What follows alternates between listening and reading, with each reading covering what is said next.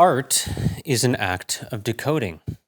We receive intelligence from source and interpret it through the language of our chosen craft. In all fields, there are different degrees of fluency. Our level of skill influences our ability to best articulate this translation. In the same way, vocabulary affects communication. This is from The Creative Act by Rick Rubin. It's page 331, chapter translation. The name of the chapter is translation. And I love this because it reminds me that this is not about becoming something. This is really about letting go, which is much more difficult. It seems in the case of my life. I don't know about you.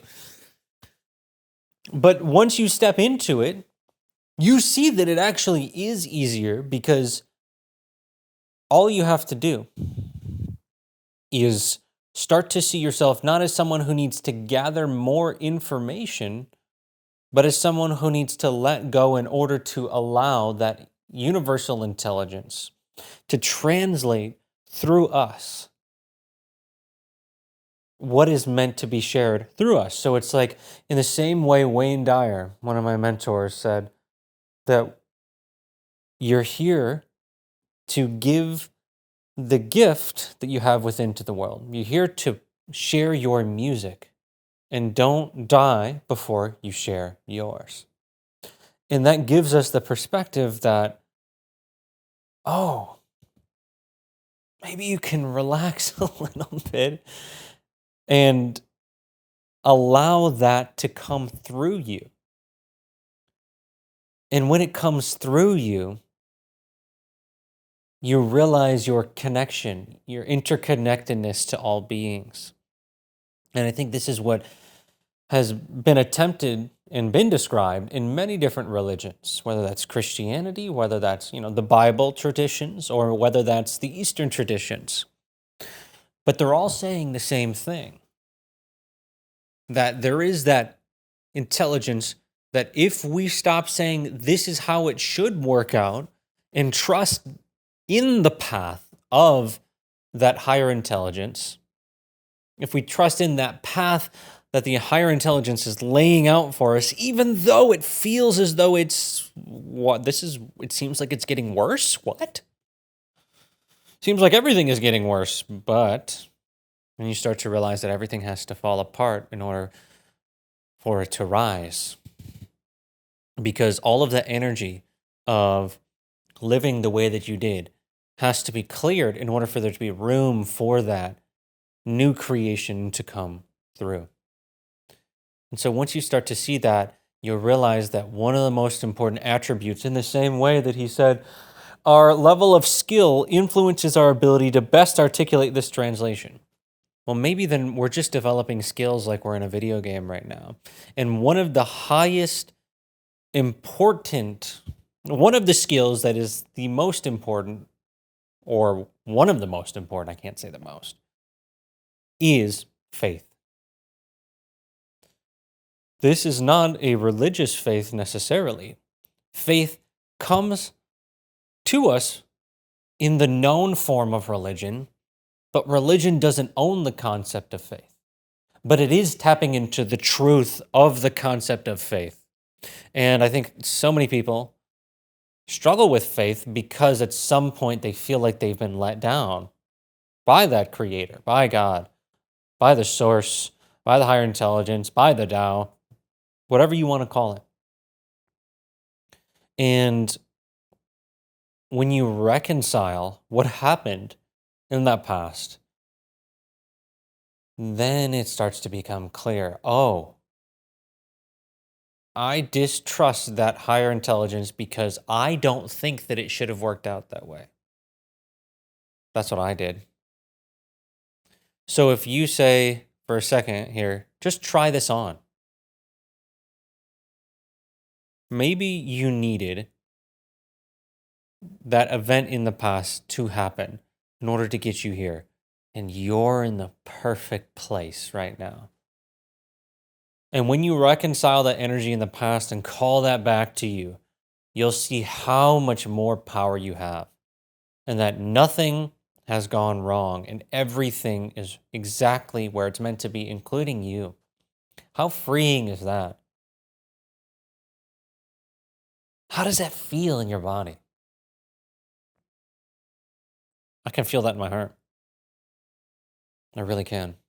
And I know that when I took that perspective, it changed everything for me. And then I began to continue that perspective into the future and then also how things play out in the present moment. So, what that might look like is that you might have things seemingly getting worse in your life. But if you have faith that all of it is working out in your favor, that is maybe the requirement for it to work out on a higher plane. It's as though your faith is the thing that brings it through. Because here's the thing, it will work out eventually, but we still have free will. So if you choose to not have faith, what's going to happen? Well, it may work out or it may not, but it will eventually work out because you will eventually have faith. I have faith. Eventually you will have faith. If it's not in this life, it'll be the next.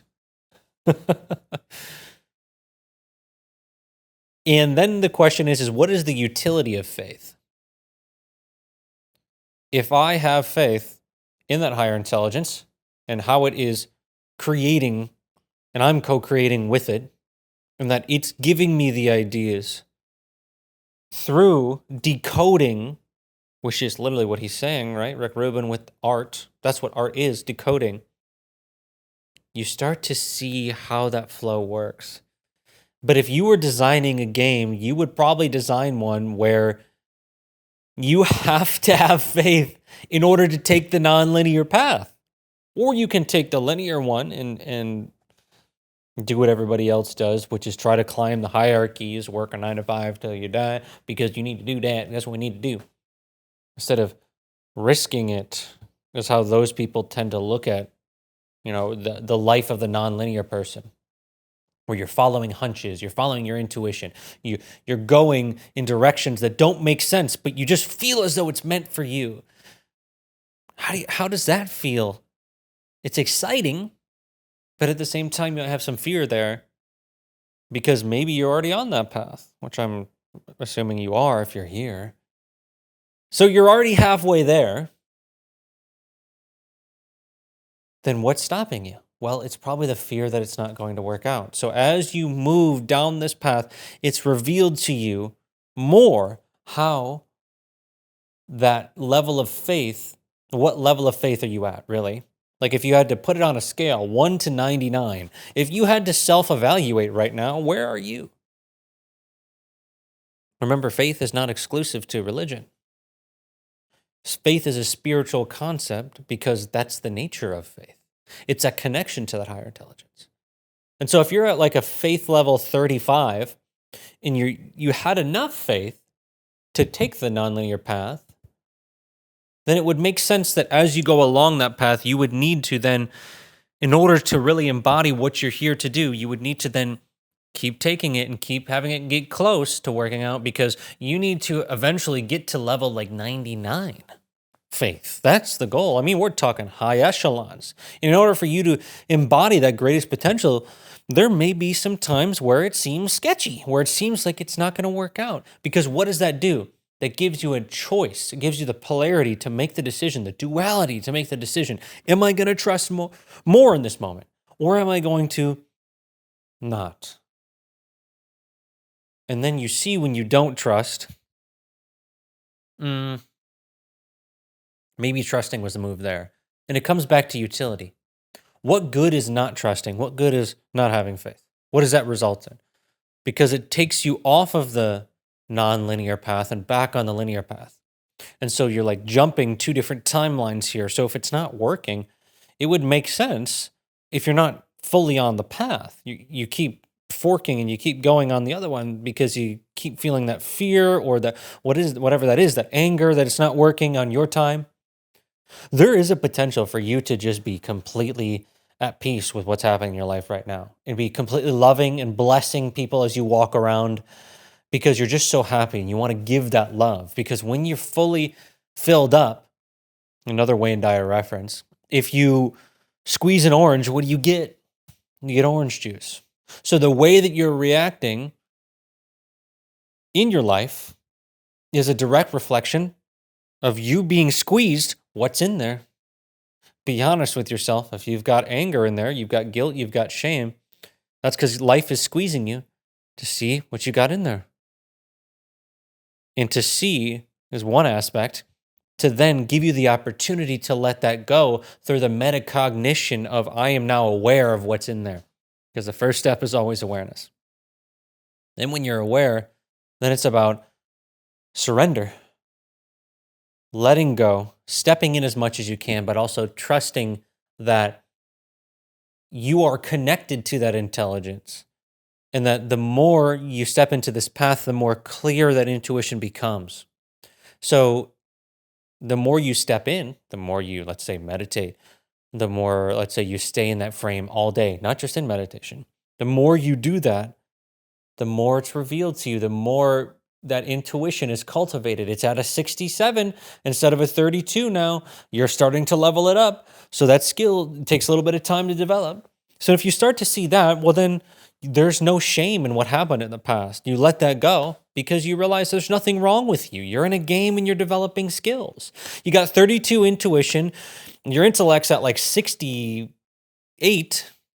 and your physical aspect is, you can name that. Where are you at out of 100? And so what skills are you developing? What's the utmost importance to you? And when you take that frame, you can kind of have some fun. You can kind of take it less serious.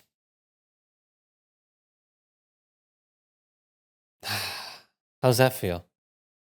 You can take it a little bit less serious. And I really do think we're in a game. I mean, that's why I named this Human Game Podcast. You can call it a dream. Ooh, voice crack, but you can call it a dream. Yogananda called it a dream. Cosmic beam. He saw it like a picture, like a projector, and a projector beam. But that was the reference he knew in that time. I feel as though if Yogananda was still with us, Paramahansa Yogananda, the Kriya Yoga master, for those that are not aware. I feel like if he was still with us, he would probably see the game reference in the video games. And if we look through history, I think the metaphors that we use are in direct reflection of the technological advancements of that time. So, in essence, why are you here? Why do you want success? You ever ask yourself that? What do you want? You just want money? You just want a relationship just to have it? Is there something deeper there? There's a difference between preferences and insecurities. Because if you come at it from the frame of, I need to be in a relationship because I don't feel whole with myself. Maybe you're a man and you want to be with a woman because you're looking for someone to nurture you, but really it's because you don't nurture yourself. So you're disconnected from half of yourself, which would be that feminine half. And if we all have that masculine and feminine within us, then it would make sense that you're looking for that in someone else because it's something you're denying yourself. But if everyone has that within, it's giving you an opportunity. You see the game there? We look for it outside of us to then realize that it was within us this entire time. How do you think renunciants can do that, right? It's not because they deny the impulse of wanting that feminine or masculine, whatever it might be. It's that they learn how to access that within. So when you have that within, you feel so complete. And then maybe some people might be on that path. It's just like if you play games, there are monks in the game. There's a class, a monk. Then there's a warrior class. There's a shaman, a priest. All these different classes. And so maybe in today's day and age, some people are going to take the monastic path or they go in a monastery and they do that. And some people might take the monk path, but not take the monastery route. So it's getting kind of clear, but then not attaching yourself to a specific archetype. It's like you can understand the archetype exists, but you don't have to be like, this is it. And to the point where you think that this is what you need to do because yada yada. See how that mind logic reason starts to convolute and it starts to convince you this is what you should do instead of relying on that intelligence to guide you. So the mind can be a tricky thing. And so if you see it as there's a blueprint of the creator, and in the same way, if we are all cells in the body of God, there is a inherent design within us all. So that divine is waiting to, that design, divine design, is waiting to be accessed by you. And you can develop skills along with that. But nothing is being denied from you. There are just different paths. And when you get really clear on what path you're on and you have faith and you set that intention, you have that coder command. This is the coder command. I trust that it will happen because it feels like it's genuinely for you. There's so much abundance in this world. There's so many potentials of what you could have and experience. And I feel like you have the desires you have for a reason if they are pure. And you have the other desires that you have if they're not pure for a reason as well, whether that's karmic, past life. You might have been working on this for 1,000 years. You're like, why is this so ingrained? I thought I did all the childhood work. I already went through all that. And it's like, you've been 6 incarnations deep working on this. So don't overwhelm yourself, but understand that this is powerful stuff. And with great power comes great responsibility. And I trust that as you begin to access your inherent power, that blueprint within you, that you can be trusted with that power. And that this path is for those that are willing to look beyond the physical linear. I have to go into the system to then get the result that I want through doing these specific actions. No, I am going to allow the creator to reveal to me the path that most people will never see, or pretty much anybody can't see. Why am I choosing these things? Tapping into my intuition. The intuition cultivates, and that's where the magic starts to happen. And remember, all the stories in most religions, right? We see this in the stories of the Buddha. We see this in the stories of Christ and in other beings, even in the scriptures of the Bible, for example, that it was like the last second until it actually happened. The beings in the stories, the Buddha, it's as though God, that higher intelligence, waited until the last moment to really help that person to cultivate that faith. And then, boom, it happens. So, level up your faith. Understand your intentions with things. Am I going for money just because I feel insecure? Or am I going for money because I want to serve the world and I'm just a channel for that money? Am I trying to figure out what I need to do out of some insecurity and what I need to do with my life? Because if I don't figure it out yet, is it coming from a fear place or is it coming from a willingness place? I'm willing to do whatever it takes to tap into my higher purpose on this plane. And you see how those intentions, those subtle intentions, make such a massive difference in life. And what this is leading towards is a place where you become adaptable no matter what situation you're in. You could be in the city, surrounded by all the different frequencies, constantly barraging you, people all over the place being mean, just being annoying, and it doesn't bother you at all. You still are able to operate at a high level of consciousness and do what you feel like you're meant to do, no matter what environment you're in. And if you are in an environment right now which feels as though it's not conducive to your growth, the honest truth is that probably is. And I say that with so much love because I resented the environments that I was put in for such a long time, thinking if I could just get to a space of my own where I was clear, I was out in nature, I would be good. But then I realized that I needed to learn how to operate in any environment because that's true high level gameplay on this plane. So that way you can go into the darkness. It's like you want to be the light in the world. There might be that feeling you have within, right? There probably is. If you want to be the light in the world, you got to go into the dark. You don't turn a lantern on outside when it's light out. You turn the lantern on when it's dark for a reason. So you can't always expect everything to be perfect. It's you learn how to access that inherent light, that interconnectedness to that higher intelligence, no matter what environment you're in.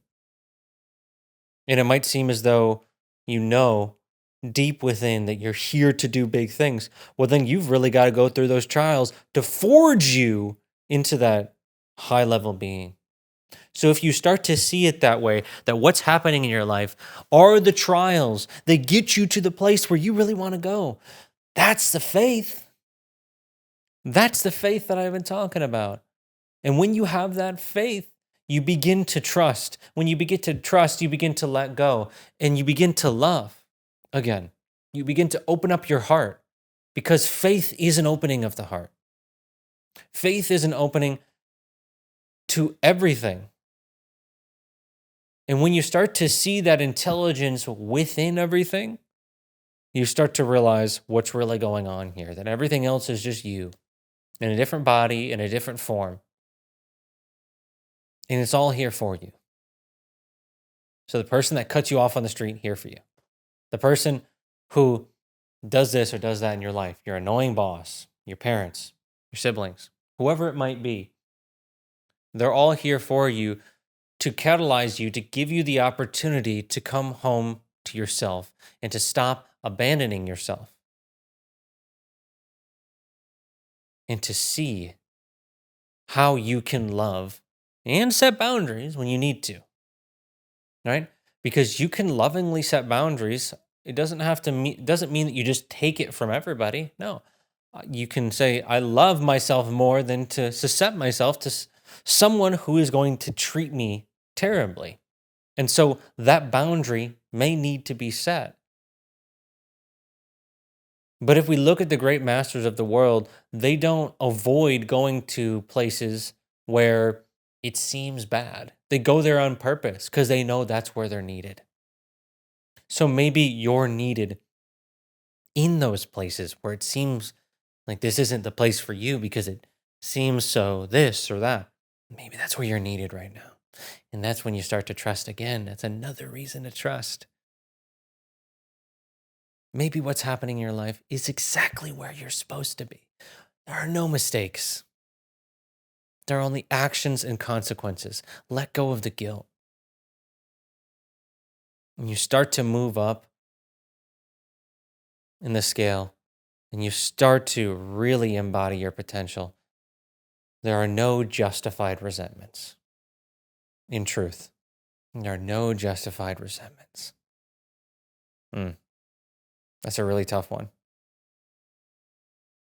But the ego loves to justify and resent things. And maybe this is giving you an opportunity to do just that as well. And it's not only you're doing that so that you can be a loving person, but that's so you can free yourself. Because if you're still resentful, it's like the story of the Buddha where if you're holding on to a hot coal intending to throw it at someone else, you're just burning yourself in the process. So whether it's a situation or it's a person, whatever the thing that you're resentful of right now, or you have felt that for in the past, got you here. And this is the perfect place. I'll finish up with a little bit more from the book.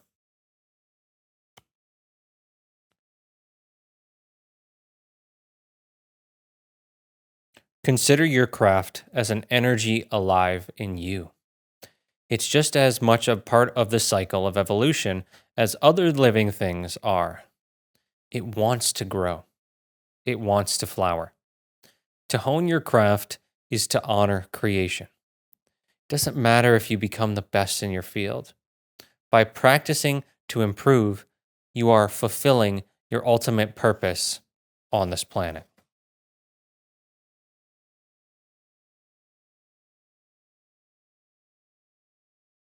It's not about who you're playing against, it's about doing the best that you can with what you've got right now. And trusting that this game is about leveling up within yourself, leveling up your faith, leveling up your trust, leveling up your ability to take action when you feel inspired, wu wei, non forcing, and to step into that flow and to have that intuition to know when to move and when to stand still. To play chess, not by rushing your moves because you think you need to win quicker, but by understanding that life is not only a game, but it's like music. Are you living your life trying to rush to the end, to a specific part in the song, instead of listening and seeing the beauty of this moment right now?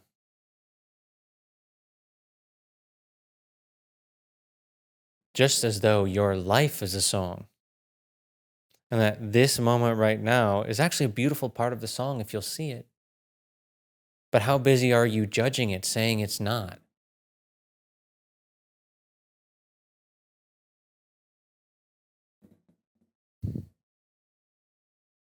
There it is. That's it for today on the human game.